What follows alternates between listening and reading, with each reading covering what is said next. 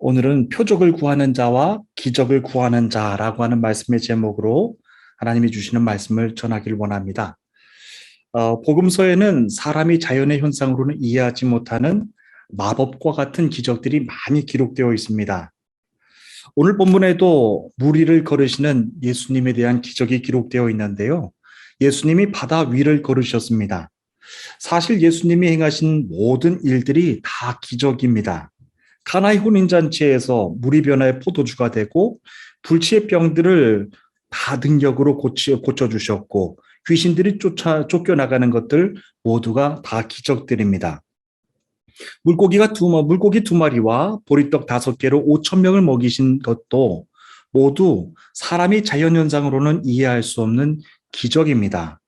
언뜻 들으면 표적과 기적이라고 하는 말이 비슷하게 들립니다. 하지만 요한복음을 기록한 사도 요한은 의도적으로 기적 대신 표적이라고 하는 단어로 그것을 기록했습니다. 표적은 영어로 사인이라고 하는 뜻인데요. 일어난 사건이 가지고 있는 상징적인 의미, 그리고 그 일을 통해서 앞으로 이루어질 일들이 감추고 있는 것이 바로 표적이란 뜻입니다. 자연 법칙을 넘어서서 행하신 기적을 통해서 우리에게 어떤 사인을 주시는 것이 바로 표적입니다.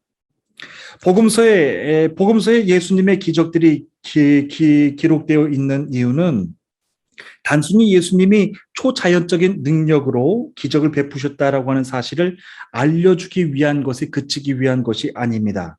그 기적을 통하여 하나님이 우리에게 말씀하시려고 하는 사인이 무엇인지를 가르쳐 주기 위해서 그런 기적들이 기록되어 있습니다.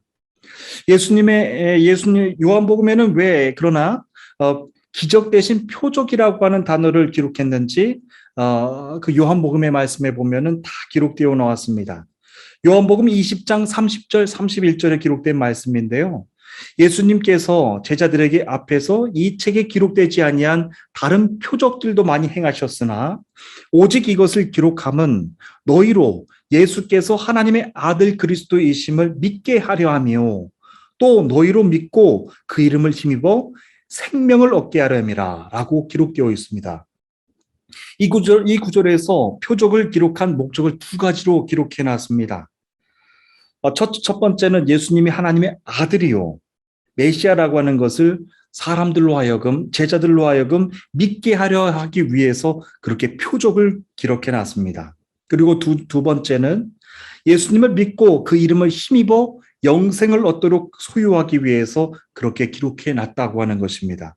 그러므로 표적은 이 두 가지 의미를 위해서 기록해 놓은 것이지 다만 기적을 나타내기 위해서 기록된 것은 아니라고 하는 것입니다. 지난주 전해드렸던 말씀을 잠깐 기억해 보기를 원합니다. 예수님이 세우신 70명의 제자들에 대한 말씀을 전해드렸는데요. 예수님이 70명의 제자들에게 맡기신 일은 예수님이 사람들을 만나시기 전에 그들에게 먼저 가서 하나님 나라가 너희에게 있다라고 선포해 주는 일이었습니다. 그리고 또 한 가지는 추수할 것은 많되 일꾼이 적으니 추수하는 주인에게 청하여 추수할 일꾼을 보내주옵소서라고 간청하게 하는 일이었습니다. 여러분, 만약에 성경에서 말씀하시고자 하는 그 목적이 정말 기적이 전부였다고 한다면 그때도 예수님은 초자연적인 초능력을 발휘하셔서 추수할 일꾼들이 필요한 곳에 엄청나게 많은 일꾼들을 보내주셨을 것입니다. 오늘 이 터키도 추수할 일꾼들이 너무나도 많이 필요합니다. 그렇다면 예수님이 기적을 위한 기적을 기록해 놓은 곳이라고 한다면은 이곳에도 지금은 추수할 일꾼들이 넘쳐나야 됩니다. 그리고 70명의 제자들에게 특별히 맡기신 추수할 일꾼을 보내달라고 하는 일도 기적을 통해서 그렇게 일하셨을 것입니다. 오직 예수님의 이름을 믿고 회개하는 자들에게 주시는 구원의 기쁨도 예수님이 세상 영혼들에게 천국이 가까이 왔다라고 선포할 때마다 그냥 막 세상 사람들이 다 구원을 얻게 해주셨을 것입니다. 그러나 예수님은 그렇게 하지 않으셨습니다. 수많은 기적을 행하셨지만 그 기적들을 통해서 예수님이 참 구원자가 되심을 보여주는 표적이 되게 하셨습니다. 그럼 예수님이 행하신 수많은 기적들을 두 눈으로 본 사람들은 어떠했을까요? 물고기 2마리와 보리떡 5개로 5천 명의 사람들을 배부르게 먹게 하신 기적을 본 사람들은 예수님을 그저 배고픈 사람들을 위해서 배부르게 해주시는 그런 능력자 정도까지로는 이해를 했습니다. 그들의 생각에는 저분을 우리의 왕으로 모시면 먹는 문제도 해결될 것이다. 그리고 로마 군대를 쫓아내서 우리를 자유케 하며 해방시켜 주실 것이다. 라고 생각을 했습니다. 그래서 예수님을 왕으로 삼고자 했습니다. 사람들은 예수님이 오병이어 기적을 표적으로 보여주신 이유를 알려고 하지도 않고 자기들의 욕망을 치워주실 분으로만 이해했습니다. 표적이 아니라 기적으로 이해했습니다. 오늘날에도 하나님 그분 자신에게는 관심이 없고 자신의 인생의 문제만 해결해 주기를 바라고 자신의 욕망을 바라는 것을 채워주길 원하는 그런 기적을 베푸시는 분으로 이해하는 사람들이 적지 않습니다. 그래서 어려운 문제가 생기면 하나님께 나아가 진실하게 기도하는 것 같다가 문제가 해결이 되고 나면 더 이상 기도하지 않습니다. 주님을 더 이상 찾지도 않습니다. 기적은 바라지만 하나님 그분을 알기를 소원하며 그분을 갈망하는 사람들이 많지 않습니다. 사랑하는 주님의 성도 여러분, 이런 까닭이 본인은 잘 믿는다고 생각을 하겠지만 지금까지 봐왔던 기적을 더 이상 보지 못하는 그때부터는 더 이상 예수님의 이름을 구하지 않는 일들이 나타나서 우리는 마음 아파해야 됩니다. 코로나19 팬데믹이 시작된 지도 벌써 1년 반이 다 지나갑니다. 비록 우리 교회가 가정교회 모습으로 모이고 가정수도 적지만 코로나 사태가 시작되기 전에는 좀 알차게 교회 활동을 해왔던 것 같습니다. 한 주에 한 번씩 만나서 하나님의 말씀을 읽고 은혜를 나누었습니다. 기도하였습니다. 신약과 구약을 다 읽고 난 다음에는 쑥스럽지만 성경을 통해서 주신 성령님의 감동을 글로 적어서 발표하는 시간도 갖기도 했습니다. 똑같은 말씀을 들었는데 하나님이 주신 은혜가 너무나도 감격스럽고 서로 달라서 은혜가 되고 감동이 됐는지 모릅니다. 또 하나님의 사랑을 받지 못한 이 지역 장애우들을 위해서 하나님의 사랑을 전하고자 명절 때마다 장애인 학교를 찾아가서 음식도 나누고 그들을 위해서 우리가 작은 음악회도 가졌습니다. 그리고 지금도 계속하고 있는 사역이지만 우리가 정성껏 헌금을 모아서 어려운 터키 현지인 교회들을 찾아가 그들에게 헌금으로 돕고 우리 한인 사역자들도 찾아가서 함께 기도하고 물질로 돕는 사역도 해왔습니다. 그리고 또 다른 날에는 시간을 정해서 소아시아 7대 교회 7교회들을 직접 성지순례하면서 오늘날 우리 교회들을 향하신 성령님의 음성을 우리가 직접 나누는 시간도 갖기도 했습니다. 예수님이 70명의 제자들에게 출소할 일꾼들을 보내달라고 하신 말씀에 순종해서 우리가 7교회를 돌 때마다 그렇게 기도했고 그렇게 기도하던 중에 또 만나게 해주신 중보자들도 있으셔서 얼마나 영적으로 신나고 감사가 됐는지 모릅니다. 그리고 토르발르시 문화원에서 그것도 처음 있는 일이었는데요. 우리 동양화 화백, 우리 유필상 화백을 모시고 동양화 전시회도 갖기도 했습니다. 작품 수익금 전부를 이 지역 출신 대학생들을 위해서 우리 장학금으로 전액 다 기부하고 그럼에도 불구하고 얼마나 영적으로 감사하고 서로 감동이 컸는지 모릅니다. 그런데 코로나19 팬데믹이 시작되면서 그렇게 기도하면 응답이 되고 이루어졌던 기적과 같은 일들이 다 멈추고 말았습니다. 벌써 한 해 반이 다 되어갑니다.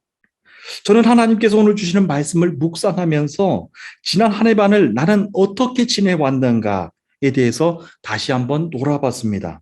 나는 지금까지 주의 사역 가운데 기적과도 같은 일들이 일어나기를 하나님께 간구하며 그 일들이 이루어졌을 때 행복해했던가 아니면 그 일들을 통해서 토르발로 이 지역을 위해 하나님께서 행하시고자 했던 그 계획을 깨닫게 돼서 행복해했던가 기적을 바라봐서 행복했던가 하나님께서 이 지역을 위하여서 행하실 그 섭리가 우리를 통해서 나타나셔서 행복해했던가 이 두 질문 앞에 서서 묵상을 해봤습니다. 이 두 가지 질문을 제 자신에게 묻고 코로나19로 모든 것들이 멈춰버린 지난 한 해 반을 돌아봤습니다. 사람들을 자유롭게 만날 수가 없고 할 수 있는 일들도 제한이 되다 보니까 이 기간 동안에 저는 우울증까지는 아니더라도요. 저는 우울증까지는 아니지만 어떤 해야 되는 일들을 할 수 없다고 할 수 없는 일들이 많아지다 보니까 무기력감을 느끼는 시간들이 많아졌습니다. 그리고 무엇이라도 해야 될 것 같은 조바심이 제 안에 있다라고 하는 것을 솔직한 마음으로 고백하게 됩니다. 그런데 제가 느끼고 있는 이 무기력한 감정이나 조바심이 코로나 때문에 온 것인지 또다시 하나님이 행하실 그 표적과 그분의 뜻은 바라지 못하고 일어나지 못할 기적만을 바라면서 갖게 된 인간적인 마음인지 마음 앞에서 정직하게 묻고 그리고 답을 구하는 시간을 가졌습니다. 그런데 제가 솔직한 말씀을 드리자면요. 하나님이 코로나 이 시기 가운데서도 그분의 뜻을 드러내고자 하는 표적을 깨닫기 위한 기도보다는 지금도 여전히 제 마음 가운데는 인간적인 마음으로 기적이 나타나기를 바라는 마음, 그렇게 구하는 마음이 제 마음 가운데도 솔직하게 있다라고 하는 것을 여러분들께 고백하게 됩니다. 기적이 나타나면 얼마나 좋겠습니까? 이 코로나 기간 가운데서도 사람들이 막 구원받는 사람들이 나타나고 교회들이 부흥이 되고 사람들이 다 말하는 것마다 다 주님을 영접하는 일들이 나타나고 그런 일들이 나타나면 얼마나 좋겠습니까? 하지만 사랑하는 주님의 성도 여러분, 우리는 기적과 표적을 구분해야 됩니다. 그 일들을 통하여서 하나님께서 장차 행하실 그 사인이 무엇인지를 우리는 깨달아야 됩니다. 저는 이제 본문으로 돌아가서 말씀을 여러분들과 함께 살펴보기를 원합니다. 우리 45절과 46절 말씀을 다 함께 읽겠습니다. 다 함께 읽겠습니다. 시작. 예수께서 즉시 제자들을 재촉하사 자기가 무리를 보내는 동안에 배 타고 앞서 건너편 베세다로 가게 하시고 무리를 작별하신 후에 기도하러 산으로 가시니라. 아멘. 사람들은 보리떡 5개와 물고기 2마리로 5천 명을 먹게 하신 그 예수님을 억지로 왕으로 삼으려고 했습니다. 예수님은 사람들의 이런 마음을 아시고 제자들을 재촉하셔서 먼저 배를 타고 건너편 베세다로 건너가라고 하셨습니다. 왜냐하면 예수님은요, 제자들이 이러한 기적을 통하여서 잘못된 믿음을 갖게 되는 것을 원치 않았기 때문입니다.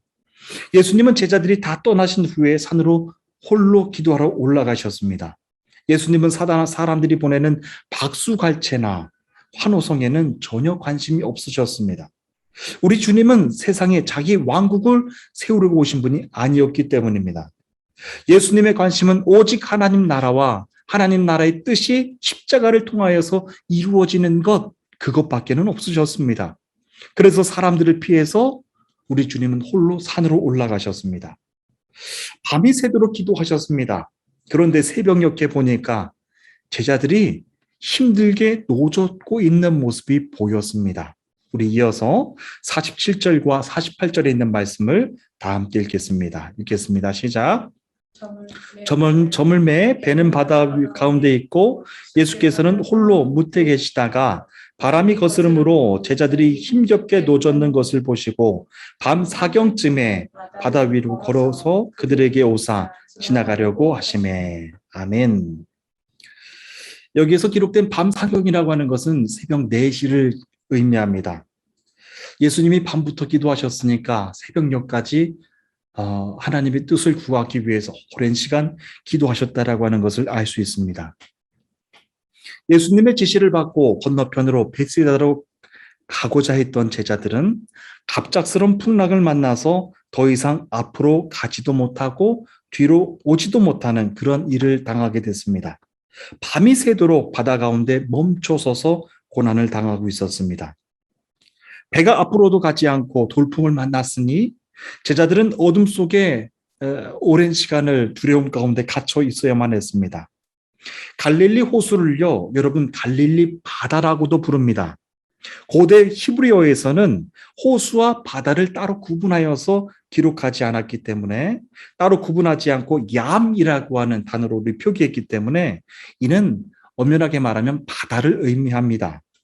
갈릴리 호수는 성경에 기록된 것처럼 지금도 예고 없이 돌풍이 자주 발생하는 지역입니다. 그 이유는 갈릴리 호수의 지형 때문입니다. 갈릴리 호수는 바다 해수면보다 약 215m 정도 낮은 데 반해서 호수 동편에 있는 골란 고원은 평균 해발 1300m나 굉장히 높은 고원지대입니다. 이런 두 개의 지형이 맞닿아서 높은 고원에서 갈릴리 호수로 쏟아지는 바람이 호수에 돌풍을 만들어내게 되는데 이것은 예고 없이 나타나는 현상들입니다. 제자들이 예수님의 말씀을 듣고서 베세다로 가려고 했던 그때도 갑자기 만들어진 돌풍 때문에 제자들이 고난을 당했던 것입니다. 성령의 시대를 살아가고 있는 저와 여러분, 예수님의 작은 제자들인 저와 여러분들도 순항하는 배가 갑자기 돌풍을 만나듯이 삶에서 갑자기 만나는 위기를 겪기도 합니다. 그때는 전혀 예기치 못한 그 시간 안에 머물러 있으면서 앞으로 나가지도 못하고 뒤로 후퇴하지도 못하는 그런 일들을 하게 되는 경우가 있습니다. 갑자기 갇혀버린 위기 속 안에서 우리는 나 혼자라고 하는 생각을 하게 됩니다. 그리고 생각하기를 나만 이런 고통을 겪고 있는 거야. 아무도 나를 도와줄 수 없어. 나는 혼자서 고립되어 있고 지금 할 수 있는 건 이 시간이 지나가기만을 기다리는 것밖에는 아무것도 할 수 있는 것이 없어 라고 하면서 자기 생각에 갇히게 됩니다. 정말 그렇게 혼자서 갇혀 있는 상황이 되면요, 정말 외롭고 두렵고 어려운 그런 상황에 갇히게 됩니다. 지난해 이즈미르 지진을 여러분들도 다 겪어보셨을 텐데요. 크고 작게 다 겪어보셨을 줄로 압니다. 저는 그 다음날, 지진이 발생한 바로 그 다음날 지진이 가장 심하게 났던 아파트들이 모여있는 곳 현장으로 가봤습니다. 정말 전쟁터 같았습니다. 지진이 얼마나 강했던지 건물 한 동이 그냥 아예 삽시간에 다 무너진 곳도 있고 폭격에 맞은 것처럼 유리창들이 다 깨지고 건물 반이 폭삭 주저앉은 곳도 있었습니다. 그리고 또 어떤 건물은 엄청난 굉음 소리를 내면서 지금 붕괴가 진행되고 있는 곳도 있었습니다. 사람들은 건물 안에 갇힌 사람들을 필사적으로 구하기 위하여서 넘어지고 있는 그 건물들을 포크레인 앞머리로 다 받치고 있었습니다. 추가로 붕괴가 일어나고 있는 위험한 상황 속에서도 필사적으로 사람들을 구하는 모습들을 봤습니다. 바깥으로 간신히 몸만 피해서 나온 사람들은 지진이 지나고 하루가 지났는데도 불구하고 먼지를 하얗게 온몸에 뒤집어 쓰고서 겁에 질려서 말도 제대로 하지 못했습니다. 생존한 사람들에게 지진 그때 상황을 제가 물어봤는데요. 그때가 밝은 대일 낮이었는데도 3시쯤 됐는데 갑자기 왼쪽 오른쪽으로 강하게 흔들리더니 뻥 하는 소리가 나고 건물이 삽시간에 무너졌다는 것입니다. 정신을 차리고 보니까 건물 안은 한치도 볼 수 없을 정도로 새까만 먼지로 건물 전체를 다 뒤집어 벗었고 자기 가족들은 무너진 건물 안에서 아직도 나오지 못하는 상황이라고 했습니다. 평온했던 삶에 정말 그와 같은 어려운 위기가 찾아온다면 누가 그것을 대피하고 준비할 수 있었을까요? 나는 이제 아무에게도 구조를 받지 못하겠구나. 정말 나는 혼자 갇혀 있구나 하면서 죽은 목숨이라고 하면서 절망적인 생각을 하게 될지도 모릅니다. 아마 예수님의 제자들도 갑작스럽게 몰아닥친 그 폭풍 안에 갇혀서 이런 생각을 했을지 모릅니다. 그런데 우리에게 참 위로가 되는 사실이 하나가 있습니다. 그 모든 상황을 우리 주님은 다 지켜보고 계셨다는 것입니다. 예수님은 제자들이 갑자기 불어닥친 풍랑을 막고 있는 그 상황을, 밤이 맞도록 고생하고 있는 그 상황을, 죽음의 순간을 막고 있는 그 상황을 다 지켜보고 계셨습니다. 그렇습니다. 지금도 예수님은 믿음의 사람들이 겪고 있는 모든 크고 작은 고난들을 다 지켜보고 계십니다. 여러 가지 문제들이 뒤엉켜서 그의 마음이 상했고 슬퍼하고 있는 그 이유와 마음도 지금 너무나도 잘 알고 계십니다. 믿음의 사람들이 이 사실만 생각하면 얼마나 큰 위로가 되고요. 힘이 되는지 모릅니다. 그뿐만 아니라 주님은 그분의 강한 팔로 우리들을 그 위기 가운데서 건져 주십니다. 예수님은 제자들이 괴롭게 노젓는 것을 보시고 그 힘든 문제를 해결해 주기 위해서 다음에 행동을 하셨습니다. 우리 다 함께 49절 말씀을 읽겠습니다. 49절입니다. 다 함께 읽겠습니다. 시작. 제자들이 그가 바다 위로 걸어오심을 보고 유령인가 하여 소리 지르니. 아멘. 예수님이 갈릴리 호수 위를 걸어서 제자들에게 오셨습니다. 본문의 이 장면에서 제가 눈에 들어오는 제자들의 모습이 있습니다. 제자들은 거센 풍랑 속에서 자칫 죽을 수도 있는 위급한 상황에서 잔뜩 겁에 질려 있었습니다. 그리고 또 하나, 깊은 밤, 시꺼먼 높은 파도 너머로 자기들을 구하기 위해서 물 위를 걸어오고 계시는 예수님을 보고서 또 겁에 질렸다고 했습니다. 제자들은 예수님을 보고서 유령이다라고 하면서 소리쳐 외쳤습니다. 여러분, 이 두 가지 상황 모두에서 겁에 질려있던 제자들의 모습을 보면서 어쩌면 오늘날 내 믿음의 수준도 이와 같지 않을까 하는 생각이 듭니다. 사람이 갑자기 극도의 위기를 당하면요, 그 상황 안에 갇혀서 두려움에 떨게 됩니다. 하지만 제자들의 모습을 보면서도 보는 것처럼 자기를 구하기 위해서 그 상황 안으로 들어오고 있는 예수님의 모습을 보면서도 우리는 놀란다는 것입니다. 겁에 질린다는 것입니다. 여러분, 이와 같은 상황은 무엇 때문에 생기는 일일까요?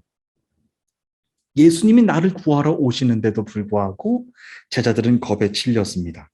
무엇 때문에 이런 일들이 생기는 것일까요? 그 이유는요, 제자들이 그때까지도 예수님이 행하신 일들을 표적으로 바라보지 못하고 기적으로 해석해 왔기 때문이라고 하는 간접적인 증거입니다. 기적은 초자연적인 방식으로 자기 문제가 해결되거나 자기 욕망을 이루는 것입니다. 그래서 기적을 바라는 사람들은 예수님이 하나님의 아들이시오 메시아라고 하는 것을 믿을 필요도 없고 예수님을 믿고 그 이름을 힘입어 영생을 얻는 데는 더더구나 관심이 없습니다. 예수님은 갑작스러운 풍랑을 맞고 이른 새벽까지도 앞으로 나가지 못하고 있는 그런 두려움을 겪고 있는 제자들의 상황 안으로 들어가셨습니다. 제자들에게도 하나님의 아들 그리스도이심을 나타내고 믿게 하고 그 이름을 힘입어 영생을 얻게 하시기 위해서 표적을 나타내신 것입니다. 그런데 그때는요, 성난 파도와 광풍을 내고 있었던 상황이었기 때문에 아마도 제자들은 두렵기도 했었을 것입니다. 예수님은 마가복음 4장에서도 제자들과 함께 탄 배에서 광풍을 만나신 적이 있는데 그때는 성난 파도와 광풍을 향하여서 직접 명령까지 하셨습니다. 잠잠하라라고 하면서 파도에게 외치셨습니다. 그때 그 즉시 바람과 광풍이 그치고 잠잠해졌습니다. 하지만 본문 안에서 정작 제자들에게는 하나님의 아들 예수 그리스도의 심을 믿고 영생을 얻는 그런 것에는 전혀 관심이 없는 제자들의 모습을 보게 됩니다. 그들에게는 지금 당장의 기적이 필요했습니다. 그 기적은 예수님이 물 위를 걸으며 거센 풍랑 안으로 일고 있는 그 상황으로 들어오시는 것이 아니라 제자들이 초자연적인 방식으로 그 상황 밖으로 나가는 것이었습니다. 그러므로 기적을 바라는 사람들이 있는 현장 안에는요, 하나님이 직접 들어오실 필요가 없습니다. 홍해 바다만 갈라주시기만 하면 되고 절대로 무너지지 않았던 초롱성과도 같았던 여리고성도 초자연적인 방법으로 무너뜨려 주시기만 하면 되는 것입니다. 하나님이 굳이 홍해 바다 안으로 들어오실 필요도 없고 여리고성 안으로 들어오실 필요도 없는 것이죠. 심지어는요, 이스라엘의 초대 왕이었던 사울은 평생을 악하게 쓰임만 받다가 블레셋과의 전투에서 승리해야 하는 상황이 이르렀는데 하나님이 그 어떤 꿈으로도 예언자들로도 대답해 주시지 않은 적이 있습니다. 그러자 사울왕은 신접합 여인에게까지 찾아가서 죽은 사무엘 선지자의 영을 불러오라고 했습니다. 그때도 사울에게는 하나님이 직접 오실 필요가 없었죠. 그냥 죽은 사무엘 선지자만 끌어올리는 그런 기적만 있으면 됐던 상황이었습니다. 죽었던 사무엘의 영이 나타나서 그에게 하나님의 뜻을 대신 묻기만 하면 되는 상황이었습니다. 표적이 필요 없고 기적만 필요했던 상황이었죠. 사울이 그렇게 원했습니다. 본문 안에서 제자들의 상황도 거센 풍랑 안에 갇혀서 두려워 떨고 있는데 굳이 그 상황 안으로 예수님이 오실 필요가 없는 것입니다.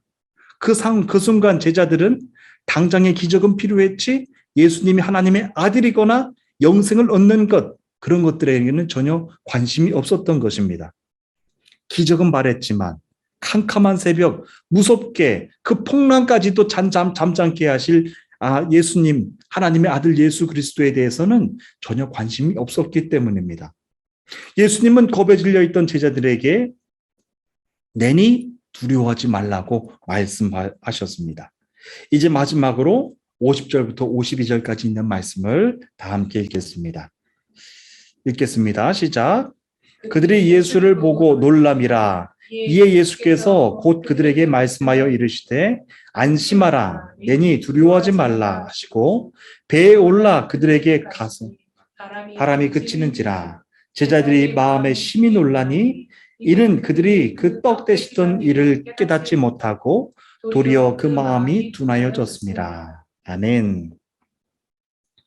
제자들은 풍랑 속 안으로 들어오고 계시는 예수님을 보고서 겁에 질리도록 놀랐습니다.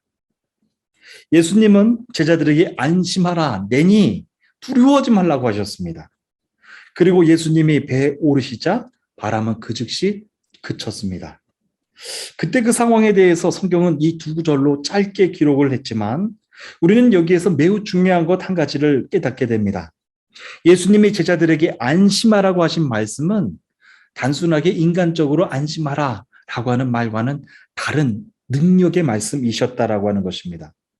여러분, 주님이 안심하라고 하셨을 때, 그리고 배에 오르셨을 때 자연현상이 다 평안케 되는 놀라운 기적과도 같은 일들이 벌어졌습니다. 무서운 풍랑도 그 즉시 잠잠케 됐습니다. 주님이 평화라고 하신 그 말씀, 권능의 말씀 가운데는 능력이 계시다라고 하는 것을 알 수 있습니다.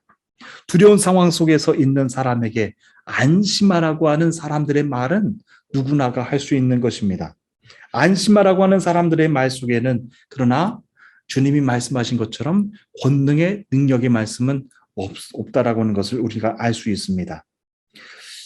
사랑하는 주님의 성도 여러분, 예수님은 제자들을 세상 가운데 파송하시면서 평안하라, 세상이 줄 수 없는 평안을 너희에게 주노라 라고 말씀하시면서 세상 가운데로 파송하신 것을 우리가 다 알고 있습니다. 세상이 줄 수 없는 평안을 너희에게 끼치노니 이 평안을 가지고 세상 가운데 나가라 라고 하셨습니다. 예수님이 제자들에게 주신 평안은요, 그냥 단순하게 세상으로 나가는 제자들에게 인간적으로 위로해 주신 말씀이 아니었습니다. 큰 능력이 되게 해주셨습니다. 십자가의 죽음 앞에서도 하나님 나라에서 주시는 참 평안한 마음으로 죽음의 권세까지 다 이기게 해주시면서 순교의 자리까지 서게 해주신 능력의 말씀입니다. 주님이 주신 참 평안의 능력이 그들에게 있었기 때문에 그들은 십자가 현장 안에서도 전혀 두렵지 않고 그 모든 하나님의 뜻을 이루는데 크게 쓰임받을 수 있었다라고 하는 것입니다. 사랑하는 주님의 성도 여러분, 이제 저는 말씀을 마치고자 합니다. 기적은 사람의 마음은 기쁘게 할 수 있을지 모릅니다. 그리고 당장의 만족감을 줄 수 있을지 모릅니다. 하지만 하나님이 그 일을 통하여 행하실 하나님의 그 크신 섭리를 깨달을 수는 없습니다. 이번 한 주간 동안도 하나님은 당신의 뜻을 이루기 위해서 여러분들을 통하여서 여러 가지 표적을 나타내 주실 줄로 믿습니다. 주님은 여러분들이 일하고 있는 사업의 현장 속으로 직접 와주실 것이고, 여러분들이 두려움의 풍랑 안에 갇혀 있는, 그래서 한 발자국도 내딛지 못하는 그 두려움의 현장 안으로도 와주실 것입니다. 그 현장 속으로 모든 문제들을 오셔서 모든 문제들을 해결해 주시고 당신이 하나님의 아들 예수 그리스도이심을 우리들에게 보여주실 것입니다.